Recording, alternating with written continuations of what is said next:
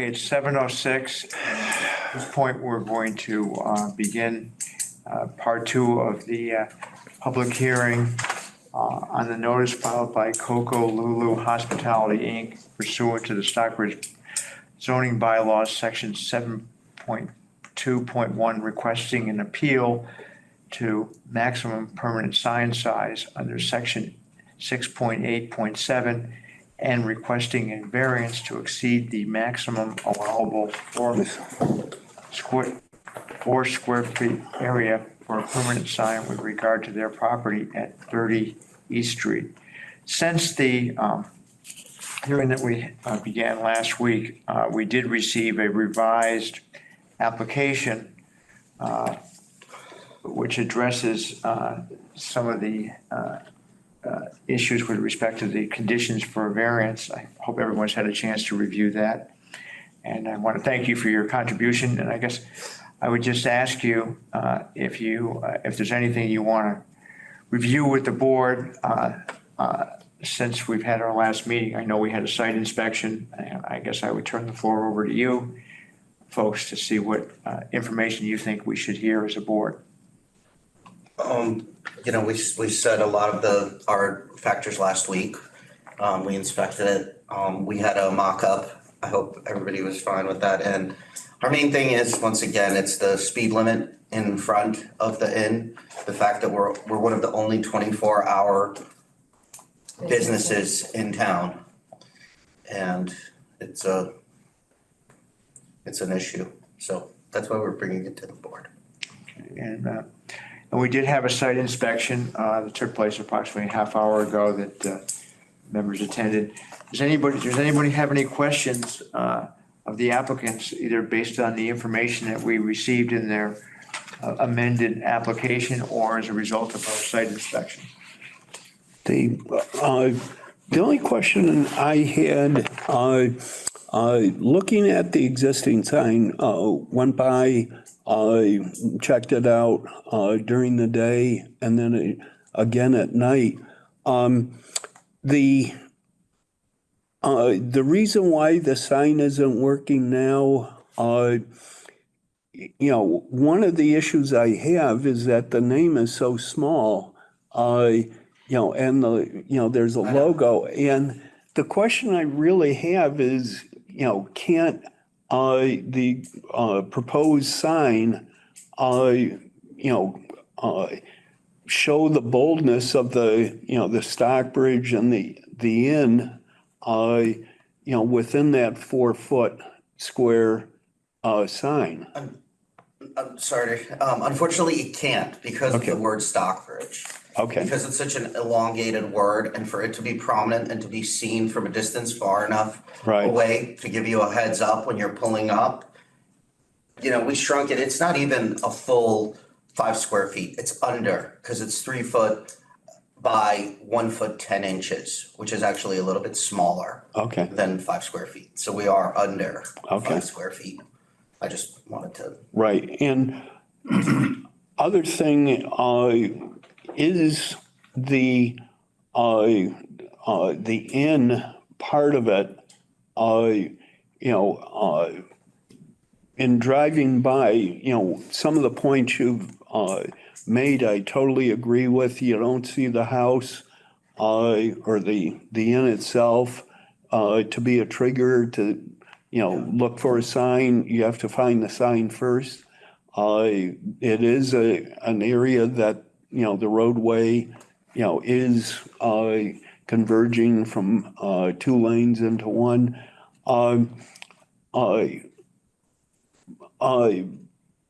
But there's lots of signs in Stockbridge. Do you have the inn part of it, sufficient, so that people are saying the inn at Stockbridge, not just, jumping out of Stockbridge? Well, on the new sign, yes. You have that with you, or? Yeah, the picture that I Right. Picture. Yes, on the picture it is. Okay. The inn is very predominant, if you maybe. I think you can't see it because of the light. Okay. But it's, the letters will be proportional. Okay. This is just a mock-up. Right. On paper. Okay. Yes, it will be. Okay. That, one of the things going by, that there was nothing, the existing sign, there was nothing to indicate that you could read that said it was an inn. Yeah. The only thing you could really make out was Stockbridge. So, I'm wondering, when you were working with a sign person or maybe just yourselves, how you figured out that Stockbridge was definitively too big to fit at a certain font size? How did you determine what the minimum font size would be and that would still be visible for cars on Route 7? Well, Because without a doubt, the current sign is not legible. I think we all agree with that. the reason that how I came to it is that we printed several versions and I tried it out. I see. And that was the final one was the version that we thought was the best and the most visual. The thing is so the word Stockbridge is very long and proportionally the font we also felt the reason that we're using that font, it's part of our whole creative package. I believe our design team also worked with the Red Line to create their new logo. So we tried to keep something that would work for the town and the look of Stockbridge. That's why we picked the fonts that we picked and the looks and even the colors that we chose for the building. So once you proportionally take that font and you put the word Stockbridge, and if you start shrinking it, yes, the whole, you won't see it. So you did in fact do that, Mark. Okay, that's helpful information. And one of the things that's sort of interesting to me, and one of the problems we have as a board is wrestling with the whole issue of substantial hardship, financial or otherwise. And in my 15 plus years at the board, I don't think I've ever encountered a situation where the hardship is you're on a street where people are going in excess of 45 miles an hour. I'm not suggesting that that's not a legitimate question. It's just sort of an interesting issue. My question to you is, what is the speed limit there? Is it 45? Is it 50? It's 50. It turns to 45 right after the inn when you're going towards Pittsfield. When you're coming, you see the sign at 50 right by 11th Street, which is right directly across the street, right after their driveway, right before us. It's turned to 50. Okay. Because we sort of talked about it briefly when we were there, but I didn't exactly nail that down. Is there any other lighting, any street lighting in that area? No. No. Okay. All right. Does anybody else have any questions or comments? Well, I have some comments in support of the application, if you think it's an appropriate time for that. I think so. Is there anything more you'd like to add that you think the board should consider? I think Well, at this point, why don't we open it up for comments and discussion with the board? Mark? All right. Well, I'm in support of your application for a number of reasons. I was looking at the bylaw purpose of the sign law, which includes encouraging the effective use of signs as a means of communication. And your application supports the idea of better communication. It also references to encourage and support the town's ability to attract sources of commerce and to improve pedestrian and traffic safety. And again, I mean, we are a visitor economy here. You guys are at the heart of what this town does as an economy. And I think it's in the interest of the town to support that when it can be done without crossing any lines that are inappropriate. So just going back to the purpose of the sign law, I think you have a strong case to make. In addition, the speed is very high out there. It's 50 miles an hour, 45 shortly after your property line to the north.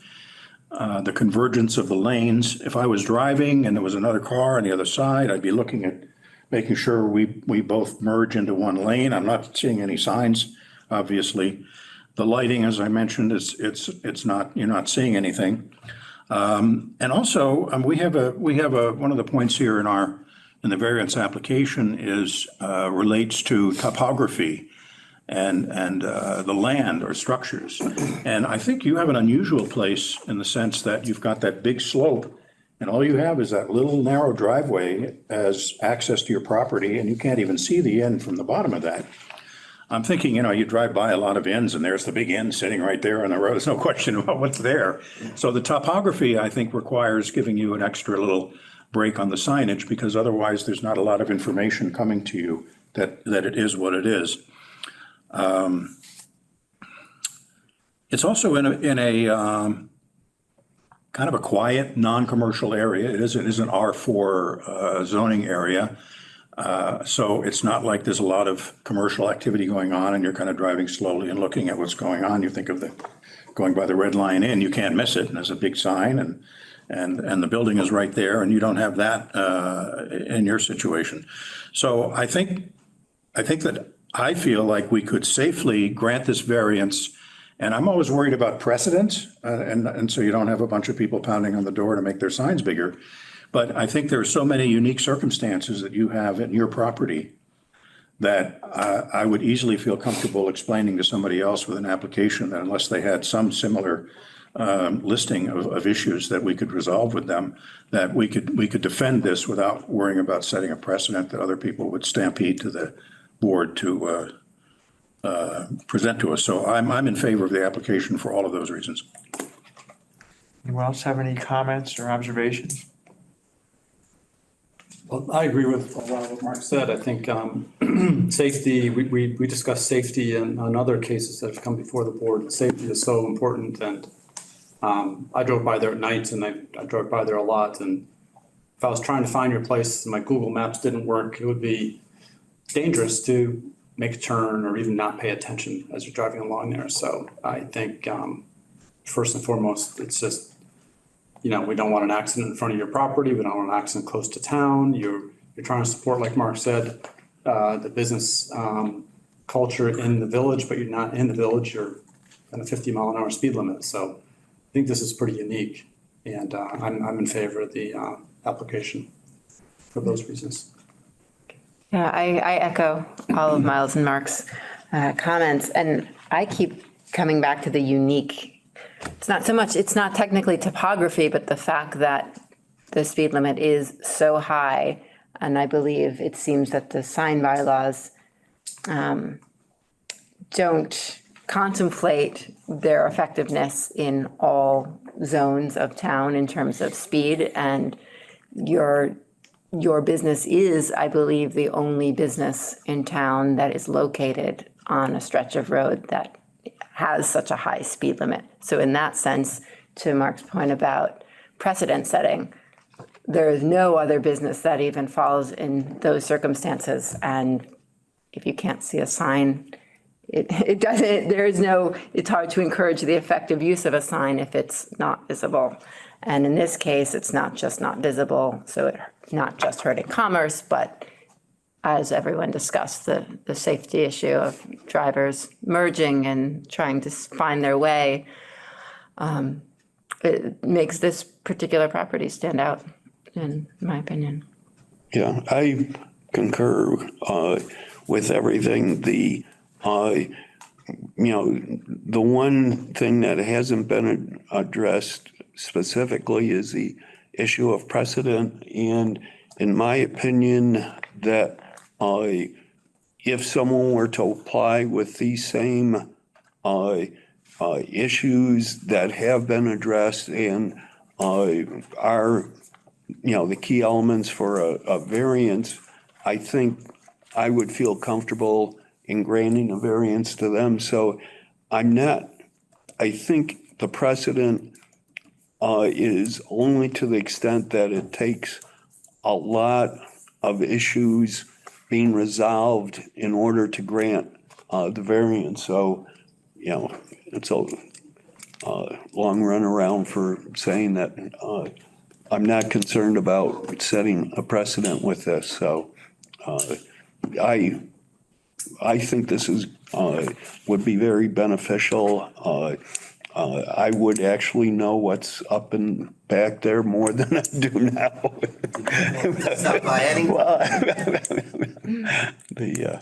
So Yeah, so, Hey, I pretty much agree with the sentiments expressed by the board. I'm not going to belabor the issue. I guess the one thing that jumps out at me is, as I said before, I do think that you satisfied the hardship requirement that we have to, in order to grant a variance. I don't think it undercuts the purpose behind our zoning bylaw with respect to signs.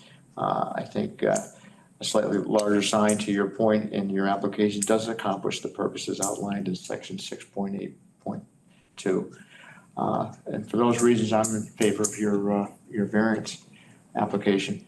At this point, I guess I'm going to close the discussion and call the issue for a vote and remind the board and everyone that in order to grant a variance, the board has to find in favor of the applicant by a vote of 4-1. So we'll start with Miles. I'm in favor of the granting of the variance. Yes on the variance. Yes on the variance. yes on the variance? Yes on the variance, I think it's unanimous. I think you did a nice job explaining your case, and I hope that our applicants can take advantage of what Teresa's done by setting out this whole thing in her new application form. You all did a great job. Yeah. Teresa's clear, it's easier for you folks to understand what we're looking for, checklist more or less to go through. One issue that I did want to bring up, and it's not really apropos to us as a ZBA, but in one of the discussions that Teresa and I were having when we were waiting for you all to come is, I guess the next step for you would be to go to the board to get a sign permit. Yes, right. When we spoke to Lori, she said that the next step would be for us to go to the sign board and get the sign approved now by the selectmen. Right, I think they actually have to they have the granting authority over signs like this. Yeah, they have to approve the look of the sign, I believe. Yep. Right, yep. Well, I hope they'll take into account the expressions of the board members here in support of your application. Thank you. And make sure when you talk to the board that you point out these things that you put in your application, because I think you did a nice job outlining your arguments. Thank you. Okay, well, we'll try to get a decision out sooner than later so that you can take the next step, and good luck. Thank you. Good luck with the business. Thank you very much. Yeah, have fun. It's a beautiful property.